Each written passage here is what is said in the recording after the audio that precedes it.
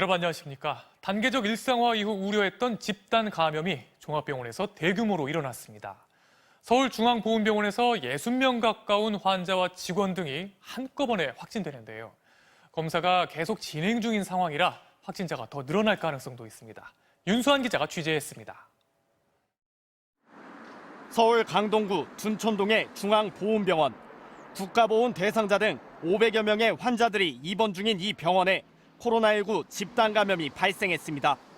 지난 10일 환자 한 명이 확진 판정을 받은 뒤 접촉자 등을 중심으로 검사한 결과 환자와 간병인, 병원 직원 등 58명이 넘는 무더기 감염이 확인됐습니다. 확진자는 병원 내 3개 병동에서 발생한 것으로 파악됐는데 전수검사가 진행 중인 만큼 추가 확진자가 늘어날 가능성도 있습니다. 병원 측은 감염 발생 병동을 즉각 격리 조치했다고 밝혔습니다. 이송은 하고 확진자가 워낙 많다 보니까 그런 대로 또 이송 가야 되는 그런 방안들을 지금 보건소랑 협의 중입니다.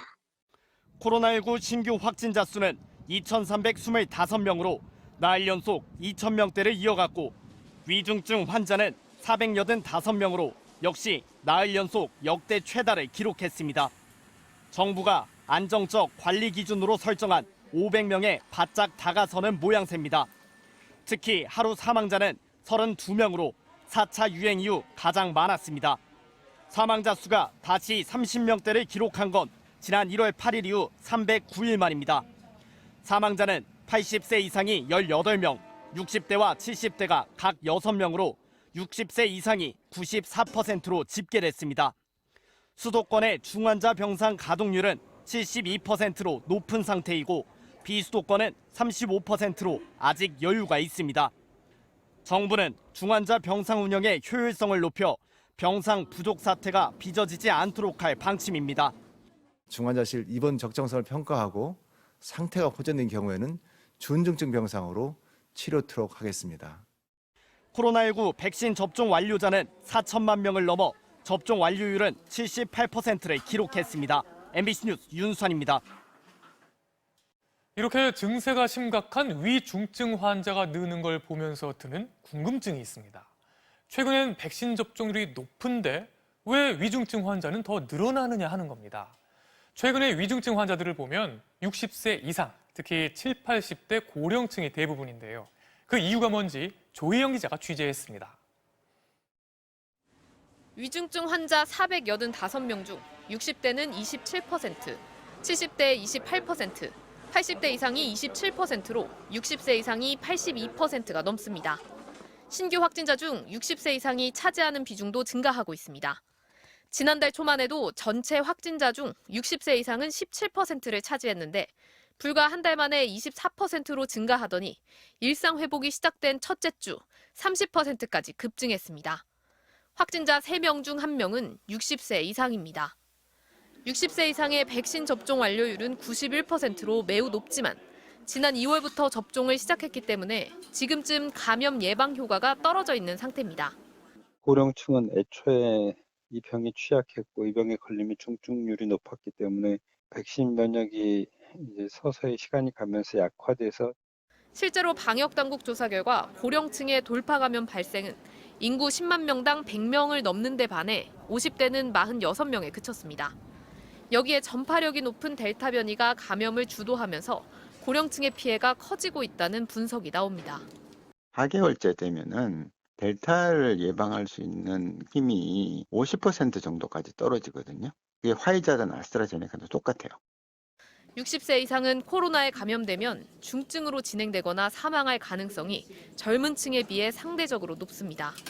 이에 따라 정부는 고령층에 대한 추가 접종에 속도를 내고 있습니다. 고령층의 추가 접종 간격을 기존 6개월에서 5개월로 당기는 방안도 논의 중입니다. 전문가들은 추가 접종 간격을 더 축소하거나 요양시설의 방역 관리를 더 강화해 고령층 감염을 최대한 줄여야만 일상 회복 과정에서 의료 체계의 부담을 덜 수 있다고 조언합니다. MBC 뉴스 조희영입니다. 우리보다 먼저 단계적 일상 회복을 시작한 나라들 중엔 상황이 더 심각한 나라가 많습니다. 네덜란드는 확진자가 폭증하면서 일상을 회복한 지 2달도 안 돼서 다시 봉쇄령을 내리기로 했습니다. 독일 등 주변의 다른 나라들도 다시 봉쇄로 돌아갈지 고심하고 있습니다. 우리는 그렇게 되지 말아야 할 텐데요. 서혜연 기자가 취재했습니다. 현지 시간 12일 밤 네덜란드 헤이그 정부 청사 앞 시민 수백 명이 연막탄을 터뜨리며 시위를 벌이고 있습니다. 총리가 다시 봉쇄령을 발표한다는 소식에 반발하며 정부 청사 앞으로 몰려든 겁니다. 네덜란드의 신규 확진자 수는 이틀 연속 16,000명을 돌파하며 코로나19 확산 이후 최대치를 기록했습니다. 결국 정부는 최소 3주간 봉쇄 조치를 단행하기로 결정했습니다. We hebben dus vanavond een heel vervelende boodschap met heel vervelende en ingrijpende besluiten. 지난 9월 방역 조치를 해제한 지 불과 2달도 안 돼 사실상 위드 코로나를 포기한 셈입니다. 슈퍼마켓과 식당, 카페, 술집은 저녁 8시에 문을 닫아야 하고 일반 가정에서도 손님 방문은 4명까지로 제한됩니다. 다음 주로 예정된 노르웨이와의 월드컵 예선은 무관중 경기로 전환됐습니다. 유럽 다른 국가들도 방역 수위를 한층 강화하고 나섰습니다. 하루 확진자가 전달보다 8,000명 가까이 늘어난 독일은 수도 베를린에서 영화관, 박물관 등의 백신 미접종자 출입을 제한하기로 했습니다. Und die Situation ist ernst und ich empfehle uns allen, sie auch ernst zu nehmen. Die Infektionszahlen steigen sehr stark.